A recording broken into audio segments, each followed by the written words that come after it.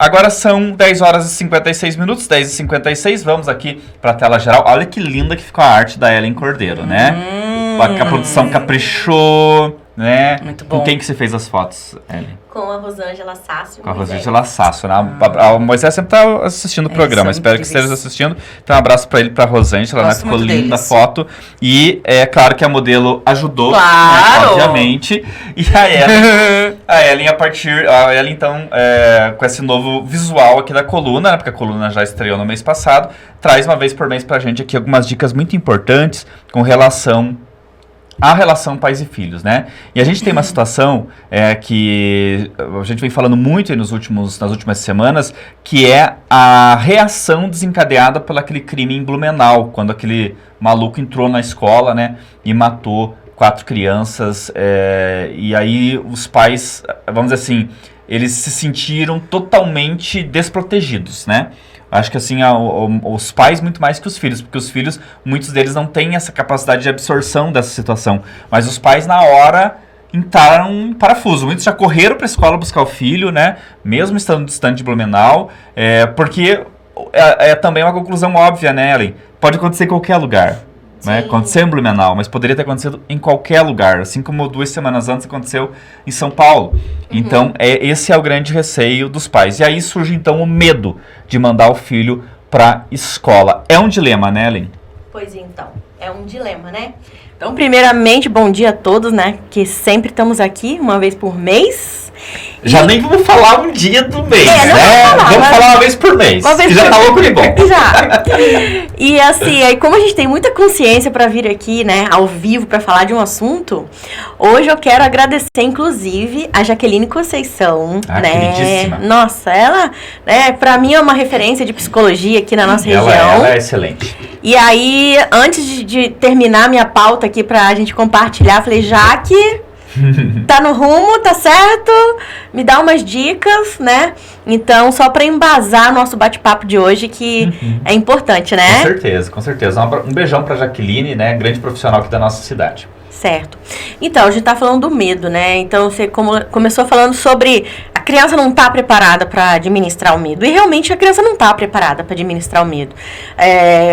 Nosso cérebro, ele passa por constante desenvolvimento, e quando a gente atinge ali uma idade de 25 anos, é quando a gente consegue dizer que esse cérebro já está maduro, e é quando nós começamos a ter um pouco mais de maturidade para relacionar alguns sentimentos. E o medo, a responsabilidade, né? Você começa a ter atitudes mais conscientes a partir dessa idade. Até lá, você faz algumas coisas assim que vai na louca. Né? Por isso que o adolescente às vezes é tão impetuoso em algumas coisas. E a criança, ela é um reflexo da família, certo? Então, como você falou, gente, os pais saíram correndo, foram para a escola buscar os filhos, uns não mandaram os filhos para a escola. Você imagina uma criança de 6 anos que olha por seu pai e por sua mãe, com aquele olhar assustado, fala, filho! O pai e a mãe já chegaram assim, né? Filho, te amo, filho, vão pra casa, filho. A criança não entendeu muito ali naquele primeiro momento. Mas o que ficou ali? A face de desespero dos pais, né? Então, por mais que ela não entendesse o que é uma arma, uma criminalidade, o que realmente tinha acontecido, a figura da família, ou dos adultos, professores, diretores e tal, trouxeram a eles um sentimento. Né? E aí eles vão começando a trabalhar isso na cabecinha deles de uma forma saudável, porque aí os pais, né, precisam pegar esse gancho para ajudar na formação do seu filho, ou até mesmo causar um pânico na criança. Tem criança que já tem medo por tudo, vocês concordam? Sim. E até falando disso, né, quando eu tive os meus filhos, agora eles já estão grandes, eu sempre tive muito medo quando criança. Eu acho que em brincadeiras, às vezes, o bicho vai te pegar, sabe aquelas coisas assim? O homem do saco vai passar. A minha mãe não fazia isso, mas eu me lembro que tinham pessoas que trabalhavam lá em casa que faziam esse tipo de comentário. E quando o velho do saco. O velho do saco. E às vezes passava o velho do saco mesmo, né? Nossa, A hora tu passava o velho com o saco nas costas e você mijava de medo, né? Tem bastante velho Tem do saco. bastante velho do saco. tem bastante. Agora, então, com esse negócio de recolher lixo, coleta seletiva, Pode muito bem confundir. quando vê aquele pessoal ali, né, pegando as coisas, colocando nos sacos, nos carrinhos, né, as pessoas que vão andando. Imagina, se você usa uma pessoa assim pra amedrontar o seu filho. E já aconteceu isso, não sei se você já viu isso, Ellen, mas tem pais que falam assim, por exemplo, veem que a criança tem um receiozinho de alguém e fala assim, a Ellen vai te pegar se você... Você fica numa situação tão constrangedora, né? Lógico. A Ellen vai te dar uns tapas se você não se comportar. E aí você é um monstro, você é o bicho papão. Né? Não, e eu sou da saúde, eu sou enfermeira. Olha, se você não se comportar, eu vou te levar pra tomar injeção. Aí Isso chega na hora também. de tomar a vacina, a criança pira. Pira, né? Porque Uhum. ela tem um trauma depois. Exato. O pai criou um trauma na criança. Exatamente. Então, o que eu fazia lá em casa? Gente, ninguém bota medo nas crianças aqui. Tá? Por quê? Porque a gente precisa mediar esse medo. É papel nosso, de adulto, de responsáveis. Trazer para a criança, ensinar a criança a administrar esse pânico. Que às vezes é nosso. Mas a criança não precisa ter esse pânico. Entende? E aí eu gosto muito de falar que, até conversando com a Jaque, né? Ellen, vamos olhar pro lado positivo desse medo, né? Porque, na verdade, o medo, quando ele é bem conduzido, ele traz um alerta pessoal. O medo, ele vai te confrontar ou vai te deixar num sentimento de fuga, né? Ou eu vou encarar, ou eu vou fugir. Essa aqui é mais ou menos por aí. Então, quando a gente tem uma situação como essa, a gente pode usar e falar, olha, filho, quando você vê uma arma, você não fica perto. Graças a Deus, a gente não mora numa cidade violenta, né? Mas aqui, esse programa agora é online, é ao vivo, isso aqui corre o Brasil, corre o mundo, né? Então, se você mora numa cidade violenta, você precisa orientar o seu filho, né? Usar de um exemplo, né, de uma situação de risco e explicar para ele. Na hora que eu cheguei, vocês estavam falando de violência sexual, de ninguém pode pegar nos seus órgãos genitais, né? Quem tá acompanhando o programa viu que essa foi uma fala anterior.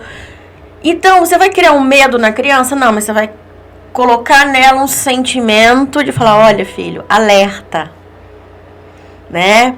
Se alguém chegar perto de você, te oferecer alguma coisa, te oferecer uma carona, se alguém chegar perto de você e te dar alguma bala que você não sabe, aquela coisa, ó, não receba nada de estranhos.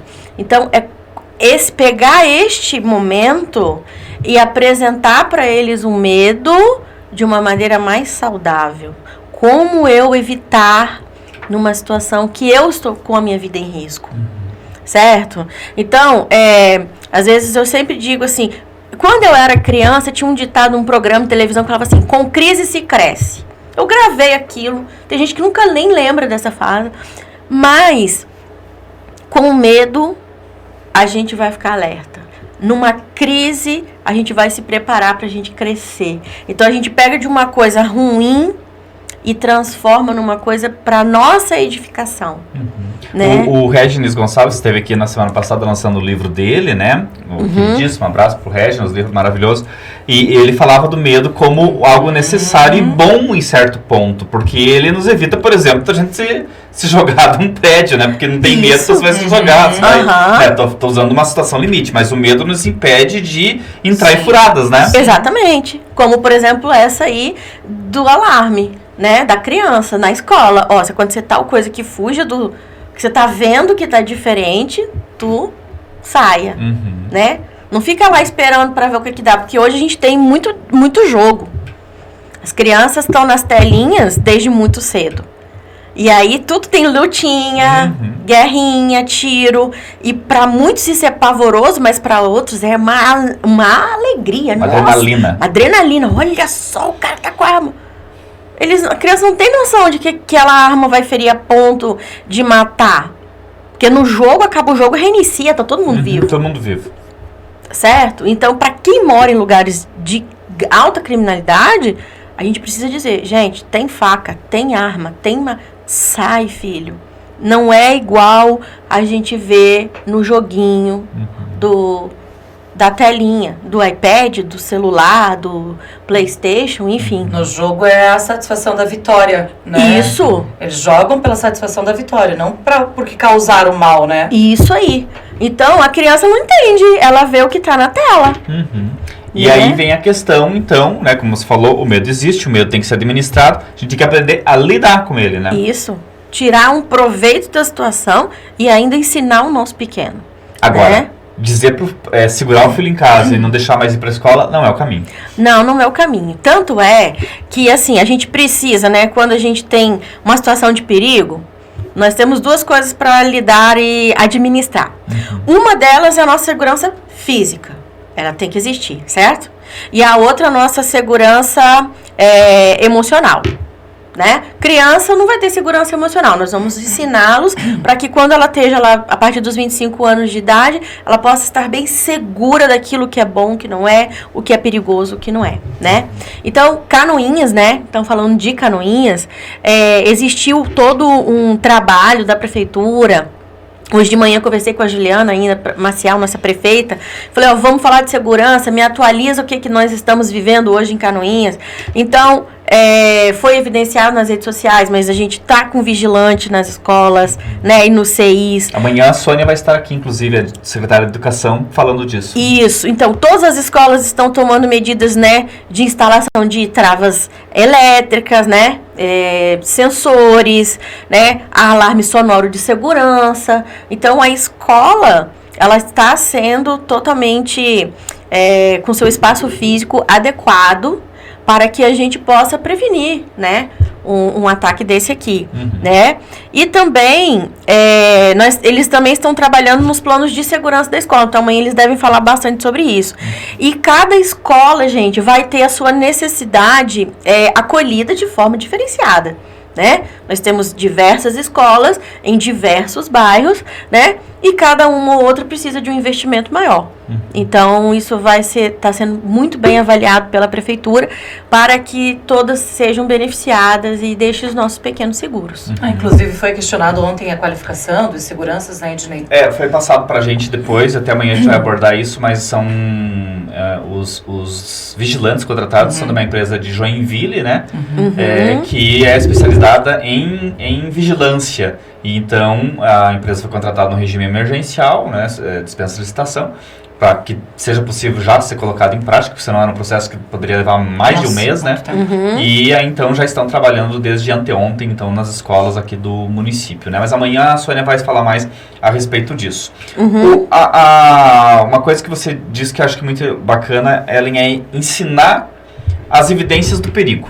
Sim. Né? Para as crianças, quer dizer, mostrar onde há o risco. Sim, mostrar onde é o risco. E quando a criança estiver numa situação de vulnerabilidade ao risco, né, a gente precisa acolher. Né? Então, eu falo que acolher é escutar, é apoiar, é abraçar, né? Você tá com medo, mamãe vai dar um abraço, papai, tio, vovó, a prof, né? Vem aqui, você tá seguro. Né? Então, você tem que transmitir essa tranquilidade, mesmo que tu não tenha naquele momento. Mas a criança não precisa viver teu estresse. Mostrar medo pra criança é sobrecarregar a criança. Exatamente, né? Olha, vem cá, vamos sentar aqui. Tá tudo bem, mas realmente aconteceu assim. Realmente acontece, pode acontecer, né? Então, a violência sexual, que é uma coisa que tá muito em alta, infelizmente, né? Você acho que não viu ali, Ellen, a gente, um pouco antes de você chegar, a gente falou, 4 meninas com menos de 13 anos são violentadas por hora no Brasil. Pois então. E aí, será que essas meninas estão com medo dessa violência? Ou elas estão achando isso tudo normal? Porque quando você coloca nesse ambiente tóxico, desde pequena, a criança acha que aquilo é normal. Exatamente. E ainda mais as mídias sociais nos favorecem para isso. Olha, gente, a imagem é uma coisa muito perigosa. Porque assim, ao mesmo tempo que você tem aquela coisa bonita, vira ao Ednei agora é um evento, falei na hora que eu cheguei. A gente tem que fazer foto bonita, a gente tem que pintar o cabelo, agora gente. Agora produzido aqui. Produzida. Tem que arrumar o cucuruco aqui, né? O cucuruco. Sim, agora eu tenho, além de cuidar do meu cucuruco, tenho que cuidar do dele. Eu todo dia perguntava se tá arrepiado aqui ou não. Isso é minha vida, então. Isso. Então, as mídias sociais, elas fazem de nós uma produção de eventos. Ok? Vocês concordam? Uhum. Aí a criança que tá lá com aquele celular na mão e vê meninas se projetando decotes, tops, rebolation, dancinha, sensualidade. E aí elas, nossa, que lindo. Ela joga o ombro pra frente, ela joga o ombro pra trás, ela joga o cabelo. Porque tu sabe o que é seduzir, né? A mulher madura sabe o que é seduzir. E aí aquela criança começa a ver aquilo. Sem querer, ela começa a seduzir. Entende? Uhum. Não tá na malícia, ela não tá preparada pra isso. Só que ela tá vendo e aquilo, nossa, que linda. Nossa, Ela se projeta. que história lindo. Isso, ela se projeta. E você entra no Instagram hoje, gente, tem tudo. Se você fizer uma pergunta, Chat GPT agora, né?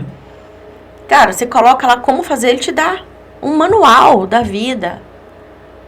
E aí essas meninas, elas estão se sensualizando sem saber. Porque elas estão achando lindo. E aí vem alguém mal intencionado, né? Lógico, e faz um convite. Nossa, alguém me notou. Aí às vezes eu tenho um pai ausente, vamos botar o pingo nos is, né? Temos um pai ausente, uma mãe ausente. Essa criança não tem acolhimento, não tem amor, não tem carinho.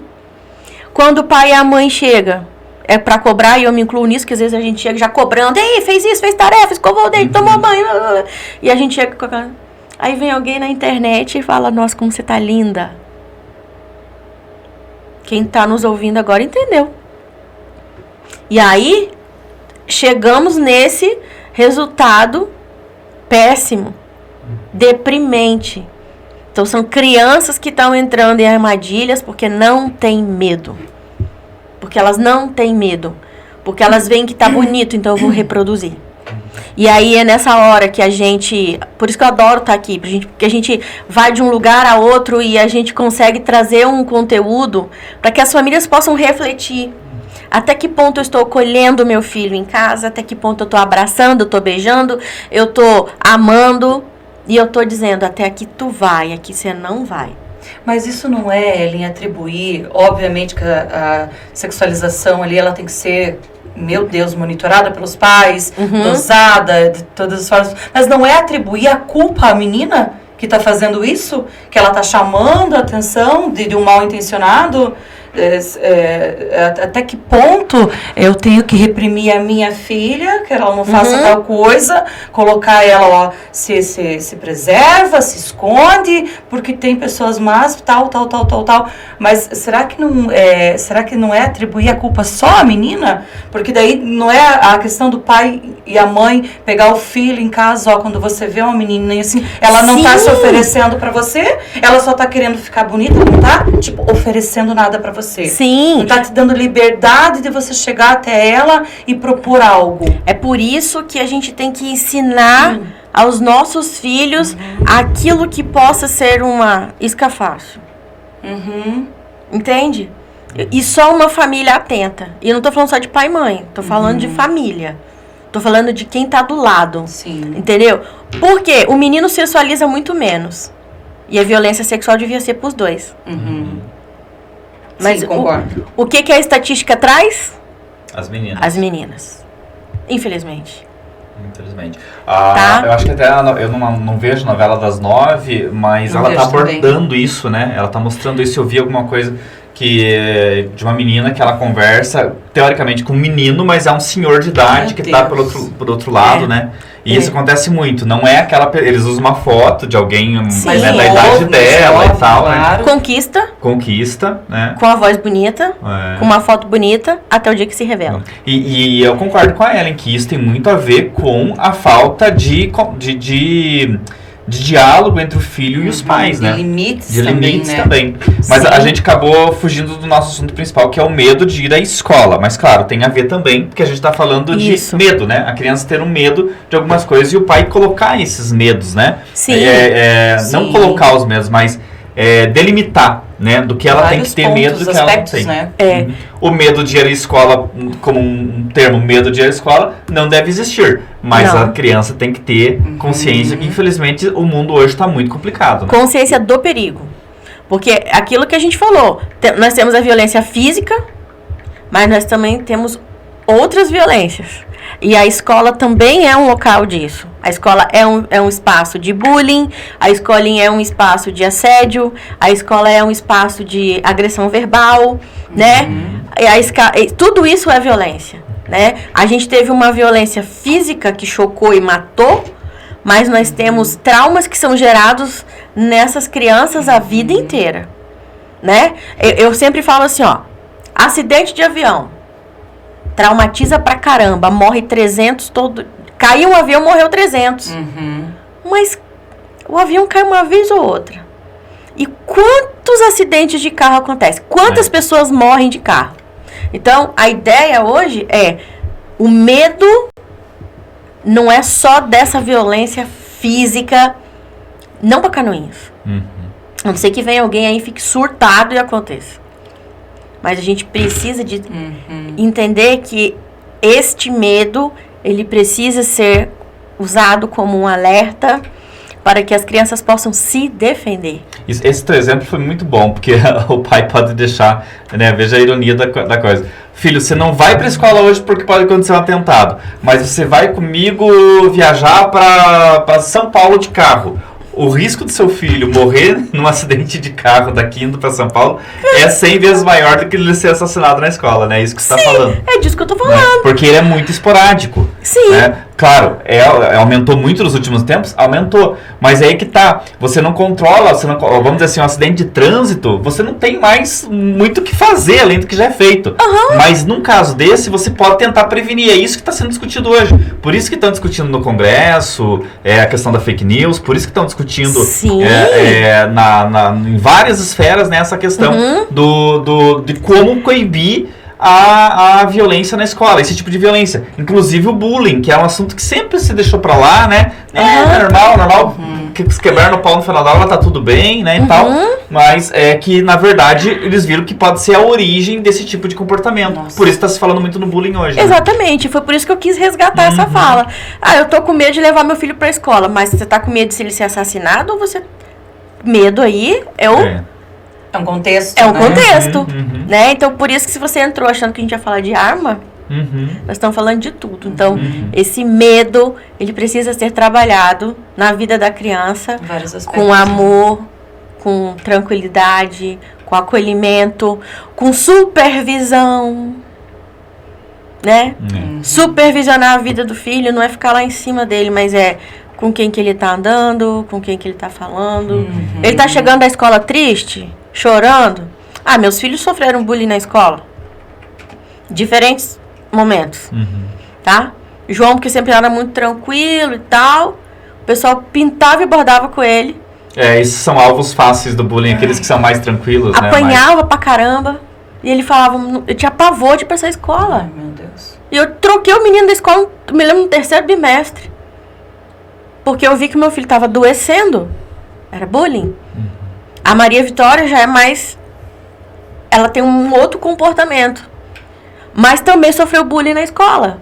Porque nós não somos aquela família branca, tradicional, italiana, alemã, polonesa.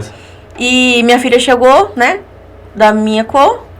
E cabelos cacheados. E era onde ela chegou. Mãe, eu tenho um sonho. Qual é? Eu quero meu cabelo amarelo bem lisinho.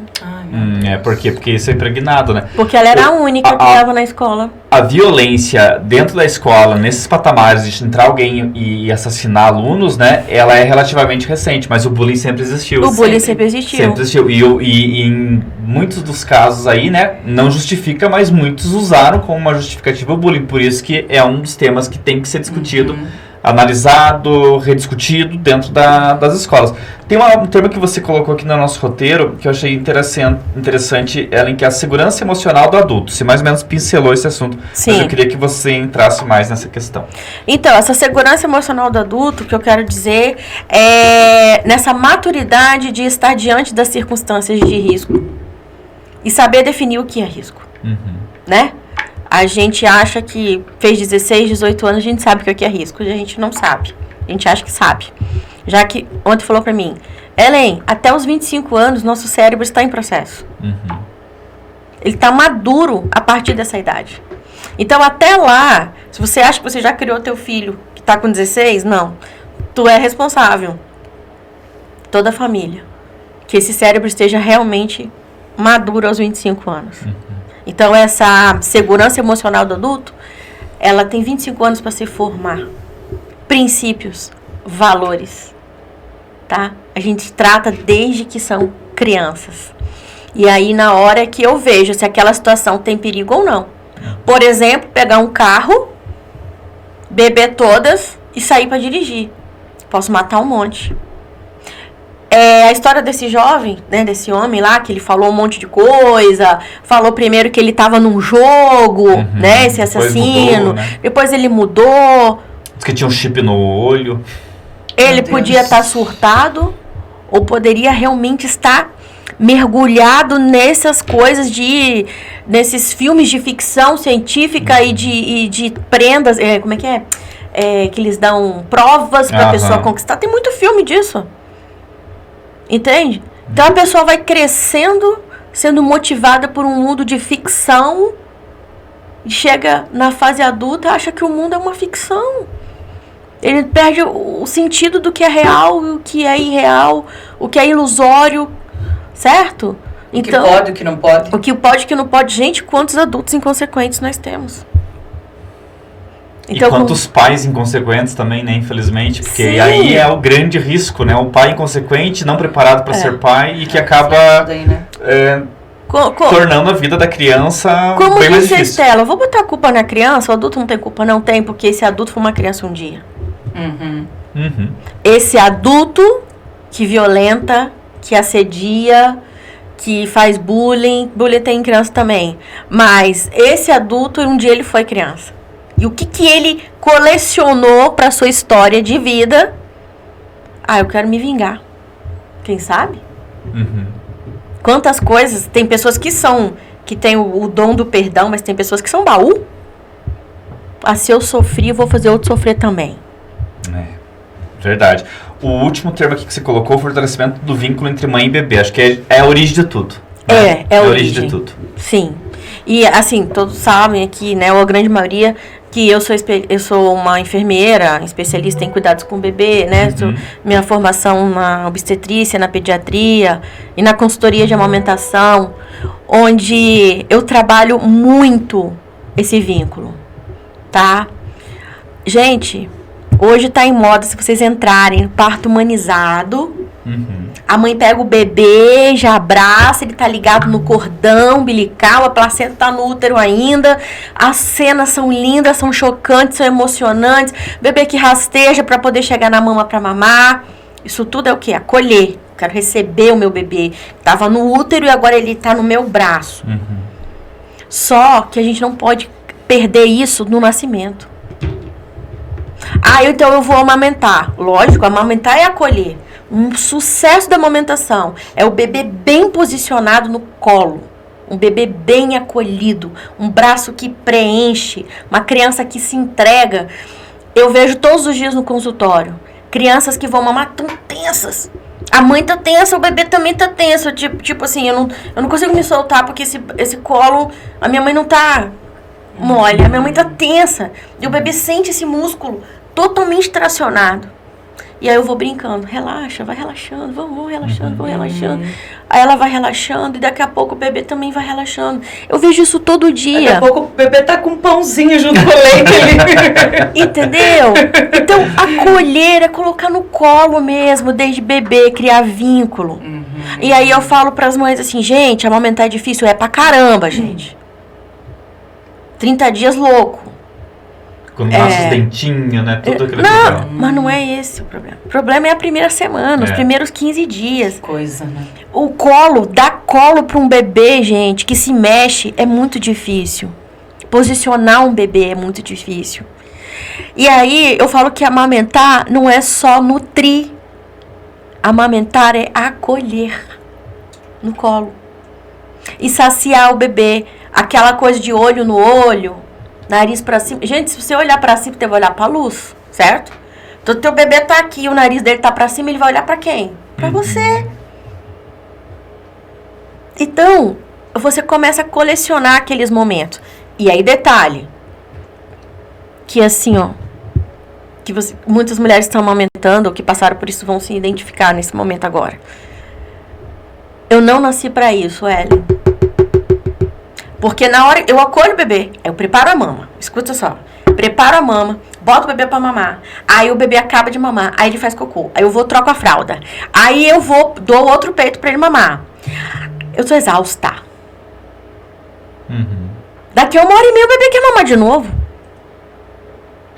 E aí ela tá tão cansada, e a família tá todo vendo esse cansaço, e ela fala, não, então, será que não seria melhor botar uma mamadeira pra mãe descansar?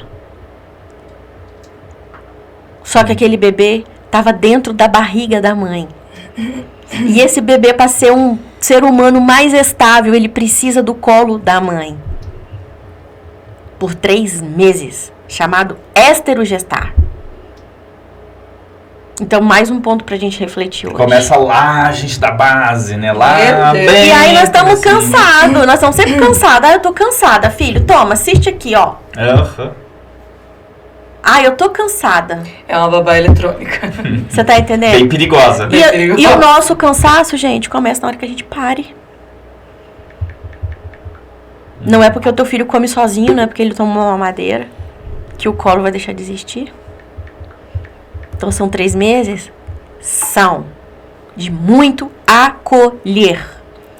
Olhe para tua amamentação como um momento de acolher, um momento de passar segurança, tá?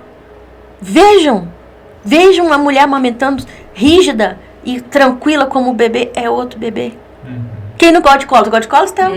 Você gosta de colo, amigo? Eu gosto de colo, todo mundo gosta de E vai colo. gostar pra essa vida.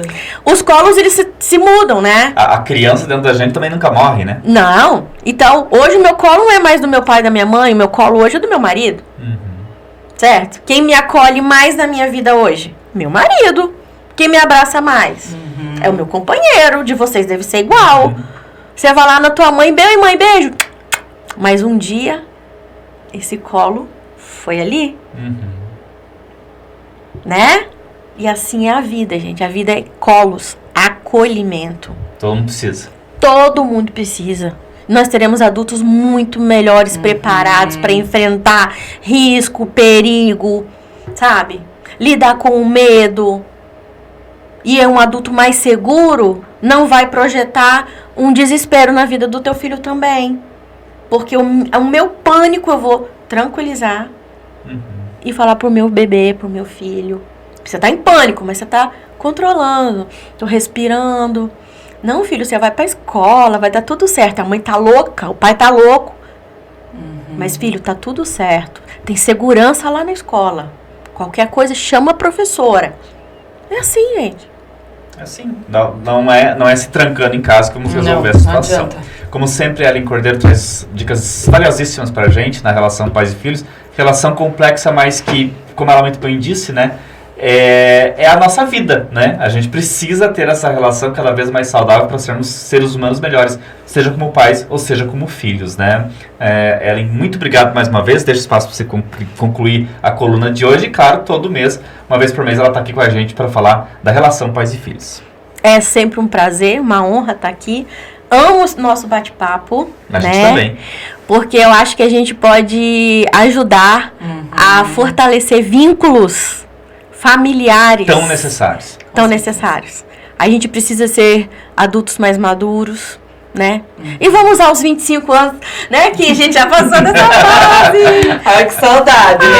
Inclusive, né? Inclusive, que saudade. Vamos a esses 25 anos, né? Ellen, obrigado. Até o mês que vem.